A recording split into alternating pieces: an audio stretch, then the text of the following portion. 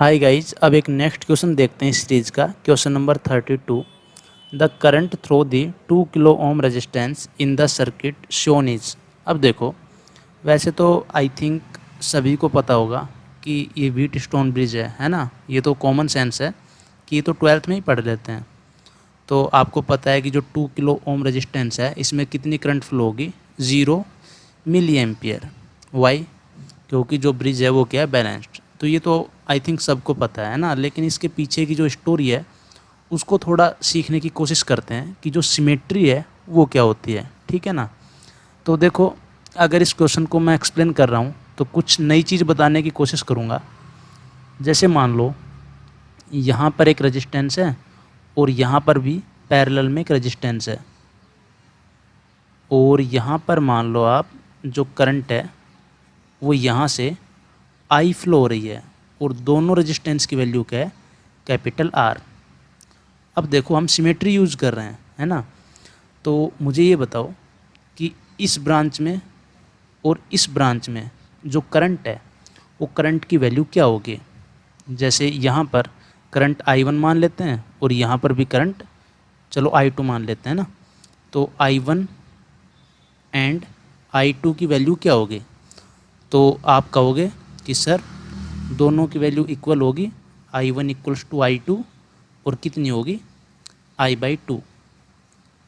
अब ये किस बेस पे कहा आपने, है ना। वो चलो प्रूफ आप कर दोगे, वोल्टेज लगाओगे और ये सब, है ना, वो तो ठीक है। लेकिन हम यहाँ पर जो कंडीशन ऑफ सिमेट्री है उसको समझने की कोशिश कर रहे हैं। तो देखो, यहाँ पर ये जो करंट है ये यहाँ पर एंटर कर रही है ना। तो करंट को दो पाथ में डिवाइड होना है। अब करंट चूज़ करेगी कि किस पाथ से कितनी करंट फ्लो, तो उसके पास क्या क्राइटेरिया है बताओ।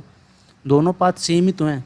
अगर मान लो आप कहोगे कि ये वाली जो ब्रांच है इसमें करंट 3I/4 फ्लो होगी और इसमें मान लो I/4 फ्लो होगी, तो आप बताओ जो करंट है उसने किस बेसिस पे डिसीजन लिया है कि ये वाला जो पाथ है इसमें से ज़्यादा करंट फ्लो हो रही है और ये वाला पाथ है इसमें से कम करंट फ्लो हो रही है।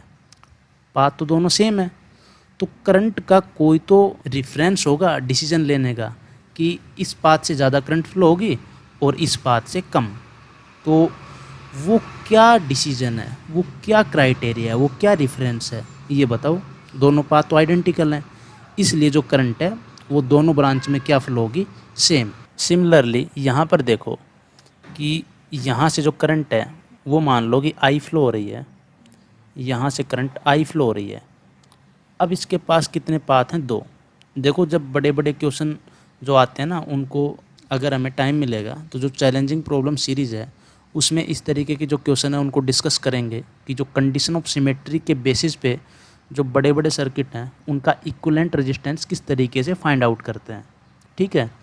तो यहाँ पर मैं इसमें से थोड़ा सा एक्सप्लेन करने की कोशिश कर रहा हूँ कि कंडीशन ऑफ सिमेट्री से भी हम इस क्वेश्चन को सोच सकते हैं, अगर हमें व्हीटस्टोन ब्रिज के बारे में नहीं भी पता होगा तो, है ना। ये तो व्हीटस्टोन ब्रिज है, लेकिन हो सकता है कि कोई ऐसा क्वेश्चन दे दिया जाए जिसमें कंडीशन ऑफ सिमेट्री यूज़ हो रही है, तो वहाँ पर थोड़ी ना वो फॉर्मूला यूज़ कर पाएंगे। ठीक है।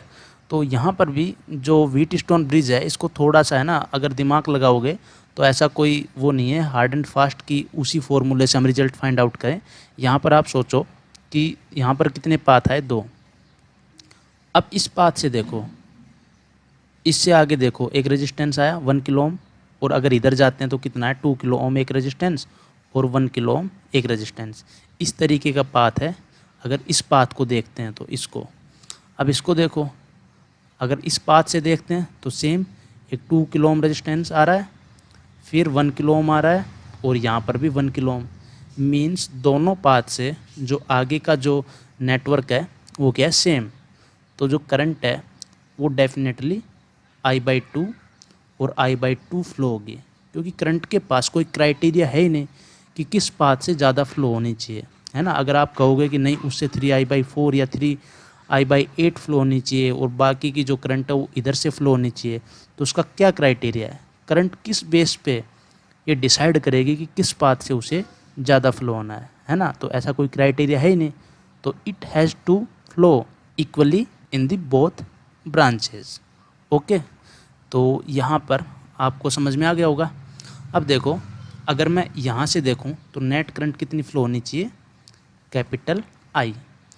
अब देखो, अगर इस पाथ से कितनी करंट आनी चाहिए और इस पाथ से कितनी करंट आनी चाहिए, तो देखो ये जो पाथ है ये भी दोनों आइडेंटिकल हैं।